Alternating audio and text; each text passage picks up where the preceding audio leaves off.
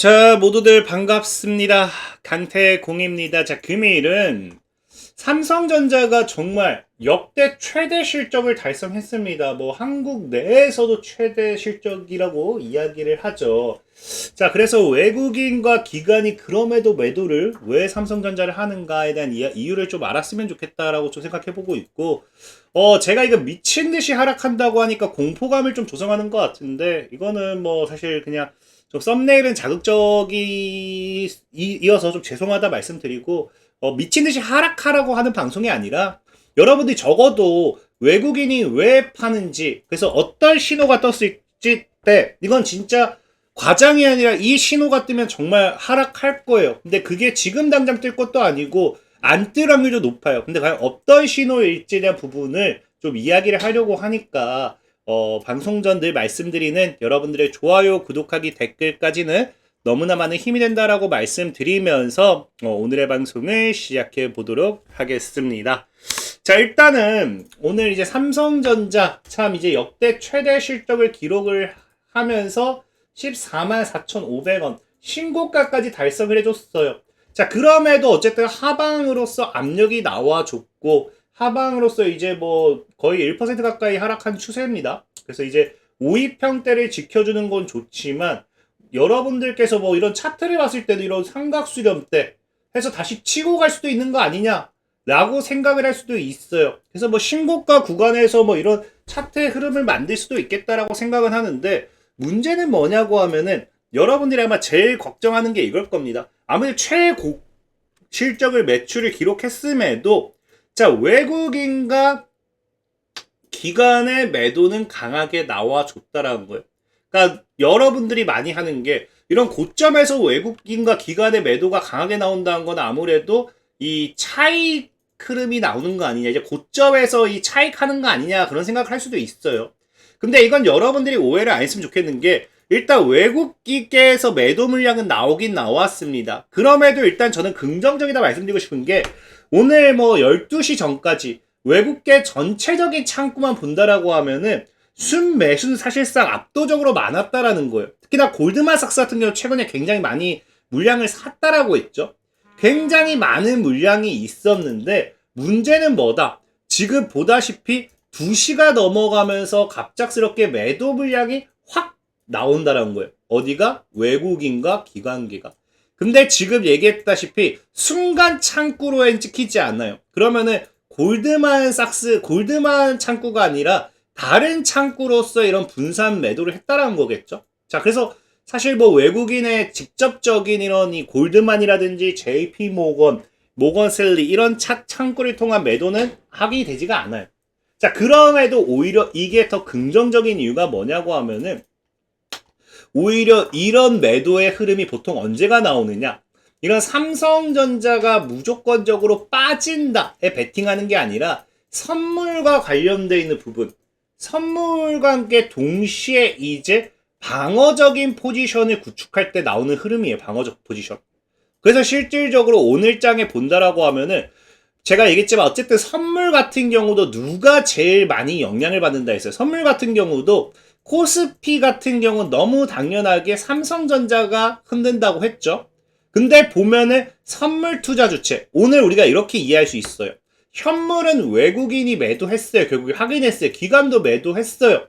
근데 지금 보면 알겠지만 일단 기관계 매도 포지션은 동일하지만 선물에 대한 외국인 포지션은 급격하게 증가한다라는 거예요. 그러니까 선물은 계속해서 사고 있다. 그럼 이게 무슨 말이냐? 현재 일단은 외국인 입장에서는 지금 선물에 대한 증가가 삼성전자라든지 지수라든지 이런 것들 이 빠질 거라고 생각하지는 않는다라는 거예요. 빠질까 생각하지 않지만 뭐에 대한 베팅, 지금 보다시피 차익 거래와 비차익 거래라고 하죠.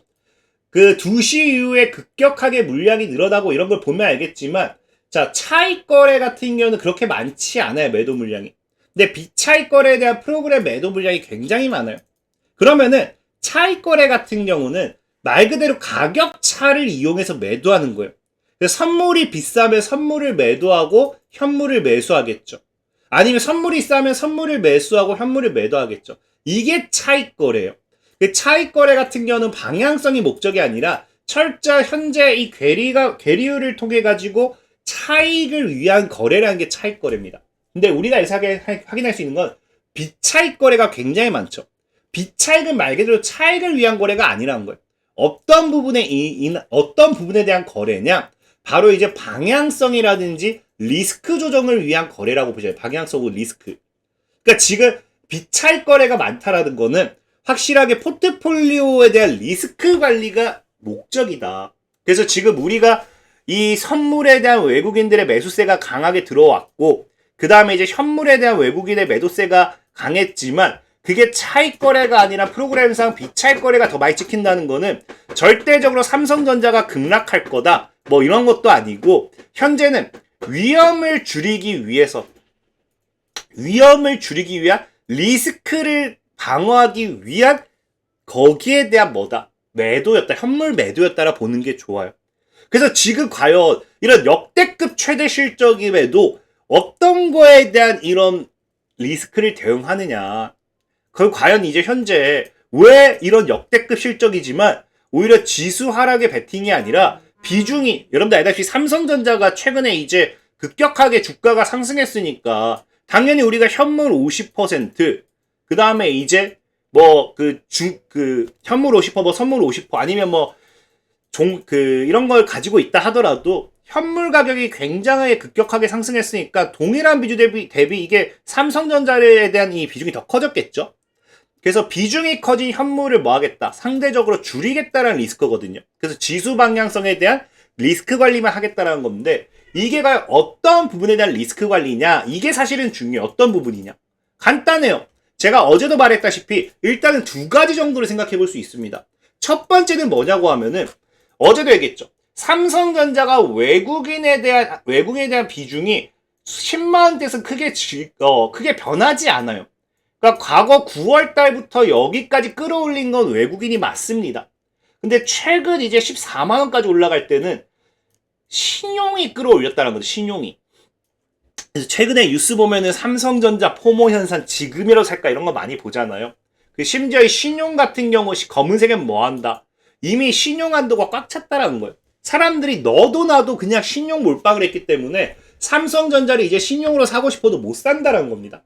그러니까 신용이 이렇게 많기 때문에 외국인이 이걸 끌어올려야 될 이유가 없는 거예요. 이 사람들이 털렸으면 털렸지, 이 사람들을 데리고 끌어올리기에는 이 사람들 수익을 주자고 내가 물량받아 준 거기 때문에 이런 고신용에 대한 리스크도 어느 정도는 방어를 해야 되는 부분도 있다라는 거예요.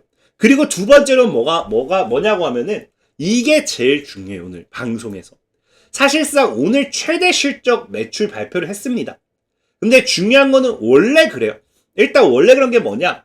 실적 기대감으로 주가가 올라가고 실적 발표가 나면 원래 주가가 빠지는 건 너무나 당연한 수순이에요. 근데 중요한 거는 삼성전자는 다르다라는 겁니다. 다른 게 뭐냐?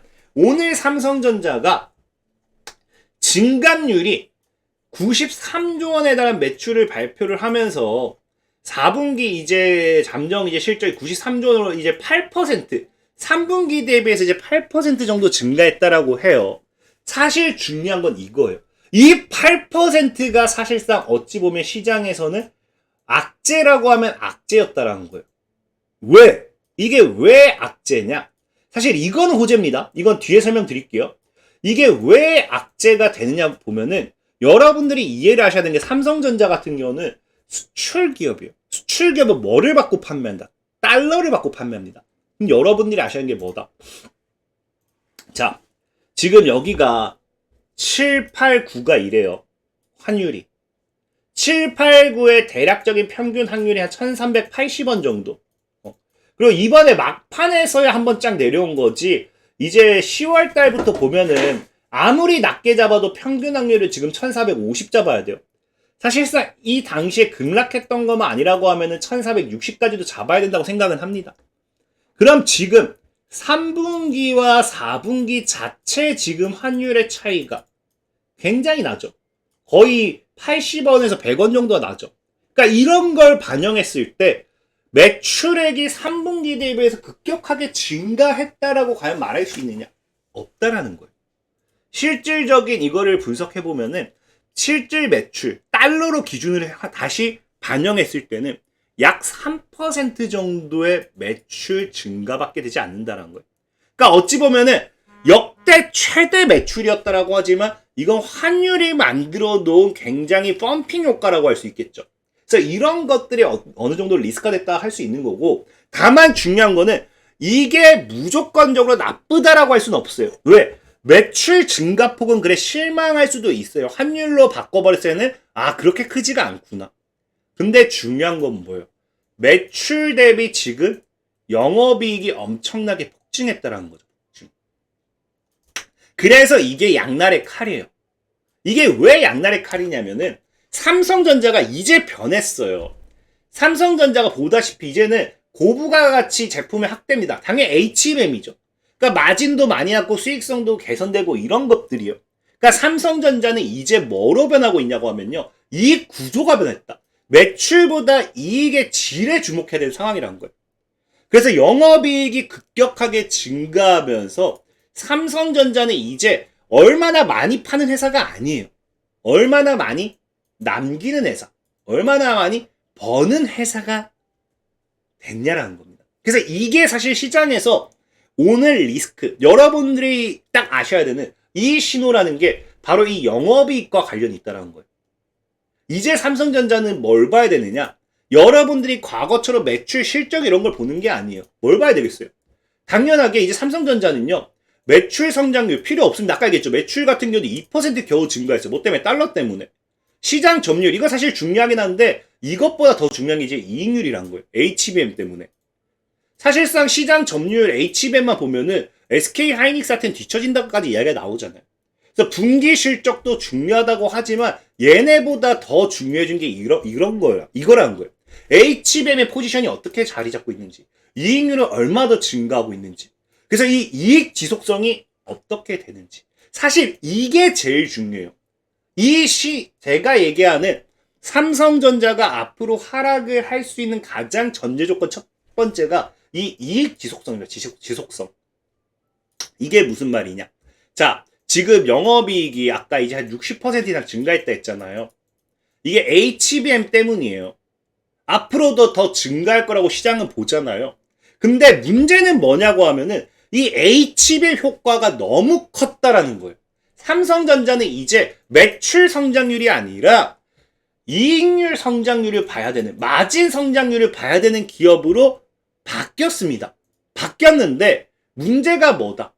자, 보다시피 삼성전자가 26년도 이 실적 전망치를 봤을 때 지금 이제 증권가에서 얘기하는 게 HBM 부분 관련해서 이미 26년도만 전년 대비 3배 이상 판매량을 급증할 걸 보고 있대요.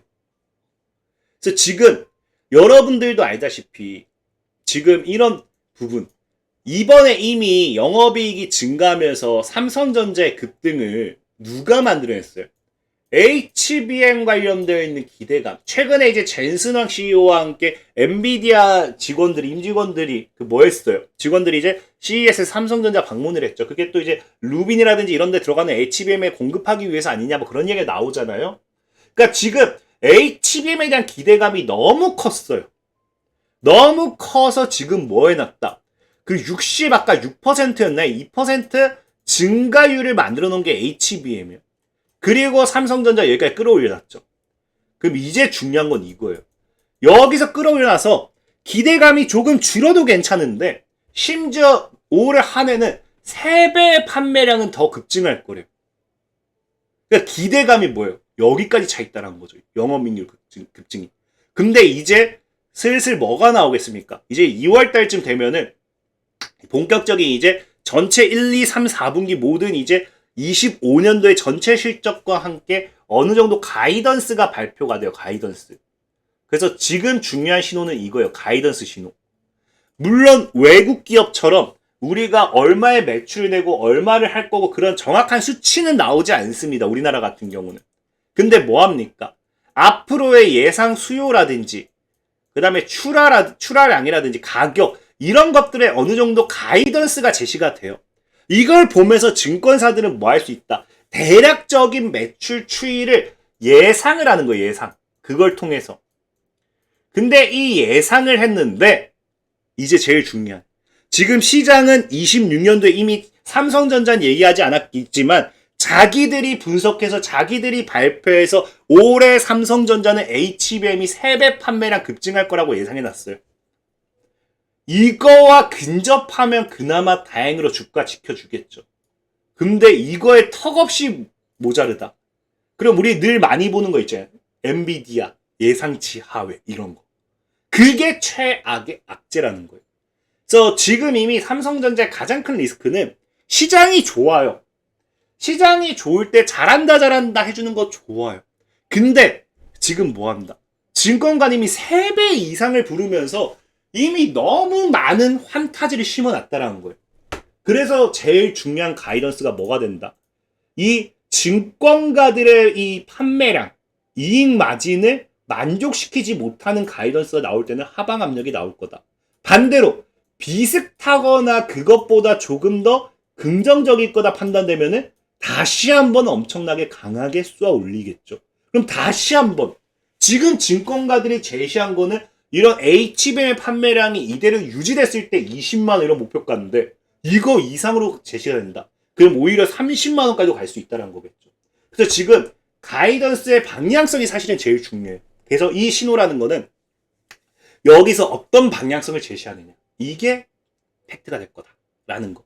꼭 참고하시기 바라겠다 말씀드리고요. 자, 그리고 제가 이제 마지막으로 지금 제가 한 달 정도 이 단타 리딩 체험반을 운영하고 있어요. 그래서 지금 보다시피 오늘 같은 경우도 사이닉스 솔루션 이렇게 지금 현재 4일 동안 4거래일 동안 꾸준하게 수익은 챙기고 있습니다.